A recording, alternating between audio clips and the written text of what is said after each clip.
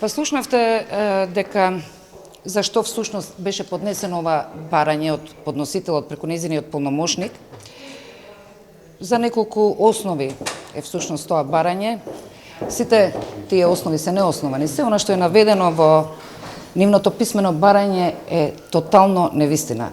Барем вие, представниците на медиумите, следевте како течеа тие судења. Расправата, односно предметот, кога се водеше првично 59/17 кок број, беше опфатена таму и Гордана Јанкуловска. Во ниеден момент не кажа дека е бремена.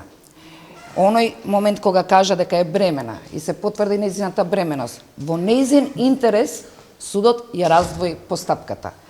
Постапката мораше да биде повторно кај истиот совет, затоа што тоа е согласно судскиот деловник. Во поглед на нејзини наводи дека била дискриминирана политички, она што всушност зачудувачки и комисијата за дискриминација донесе свое мислење, нагласив тоа дека јас ниту сум била, ниту сум член на ниедна политичка партија. Со самото тоа не може да ја дискриминирам, ниту неа, ниту било која странка што би била припадник на некоја политичка партија. Сите странки во судница кај мене се со еднаков третман. Во поглед на долгото траење на рочиштата и посебно на големиот број на закажани рочишта, се повикав и на законска одредба, согласно која судот, доколку не ја заврши расправата истиот ден, треба да ја одложи за наредниот ден. Не може да дојде до прекин на расправа заради протек на работно време, што е утврдено во одредбите од ЗКП и во судскиот деловник. Тоа исто го појаснив, како во писмениот одговор, исто и сега. Судије, дојдовте со двајца адвокати, зошто во судскиот совет? Па видете, јас сум судија која што ги следи измените на законите и се трудам да читам се она што е ново, без оглед дали се работи за измена на закон или сосема нов закон. Меѓутоа, очигледно е дека јас нешто сум пропуштила, некои измени на одредбите од ЗКП. Затоа што според она што се зборува, јас требаше да ја судам Гордана Јанкуловска според некои непостоечки одредби во ЗКП. Па евентуално нешто да не сум пропуштила, морав да донесам и двајца адвокати да видиме некаде каде е пропуст, дали имам направено некој пропуст. Освен тоа да дадеме малку тежина и на целата оваа постапка. Не е сеедно да после 33 години докажан судски стаж бидете повикани во судскиот совет.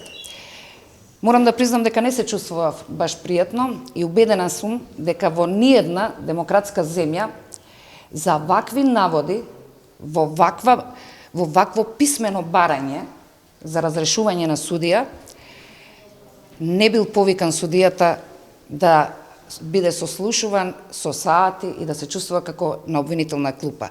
Ова е многу лоша порака што се пушта и до останатите судии.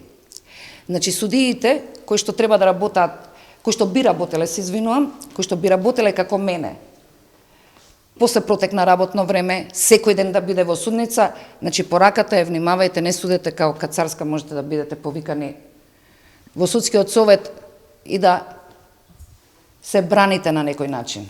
Рековте дека сте срекни што што завршило се добро на крај? Се извинувам, не ве разбрав. Рековте дека сте задоволни, сте срекни што се завршило добро во однос на временоста на... Да. Значи... Што мислевте конкретно? Да, тоа ќе ви го појаснам. Гордана Јанкуловска не спомна во ниту еден момент дека е бремена, вие сите тоа го знаете. И тогаш јас ги држев судењата точно и по повеќе часови, дури во вечерните часови. Замислете нешто да и се случеше во тој период, во судница. Јас тоа го нагласив.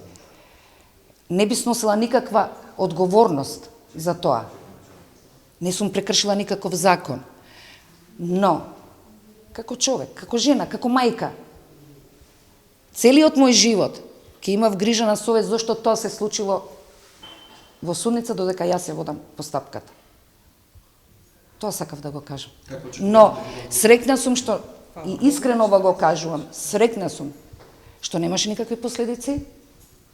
Истата роди здраво и живо дете. Каква очекувате да биде одлуката?